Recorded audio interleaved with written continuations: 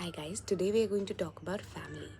Now, a very interesting fact is that family comes from a word called famulus, which means a servant. Okay, तो पहले during the times of Romans, what was considered is कि a family is of course the relatives, the blood relatives, as well as the servants who were part of the family per se. Slowly, the family became an institution which was only related through blood. Okay, so मतलब पापा होंगे, खून का रिश्ता है बेटे से, and that is why he is the part of the family.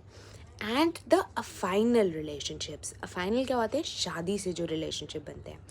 अब father cannot have a son without an affinal relationship, obviously, है ना? Now wife is coming from some place else, not a blood relative of the father. वो आएंगी, फिर बेटा होगा, और फिर एक blood relation बन के एक institution बन जाता है as a family. Now family, why family is called an institution? Because it has certain rules and regulation. सबसे पहला question which comes to our mind is why family is formed? क्यों, क्या ज़रूरत है family? Family की ज़रूरत इसलिए है because you have to stabilize the sexual needs of the human beings, right?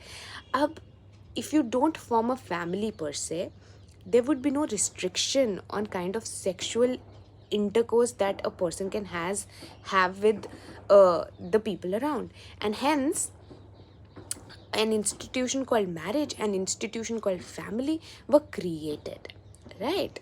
Now अब आपका फैमिली इंस्टीट्यूशन क्रिएट हो गया, लेकिन ये काम क्या करता है, क्यों बनाएगी ये फैमिली? ठीक है, एक तो पहला रीज़न तो हमने आपको बता दिया. उसके अलावा द रिप्रोडक्शन, ठीक है, ताकि प्रोजेनी आगे बढ़े.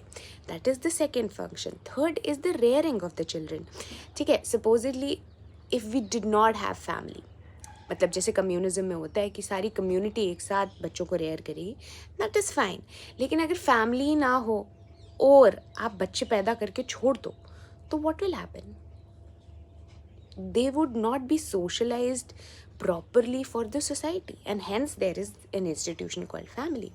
अब provision of home, घर देना, है ना, economic needs को satisfy करना, खाना पीना रहना, ये सब कुछ satisfy करना किसकी responsibility बन गया? फैमिली की. सो दैट एक सोसाइटी जो है वो सोसाइटी की तरह चल पाए, है ना, कोई प्रॉब्लम्स क्रिएट ना हो.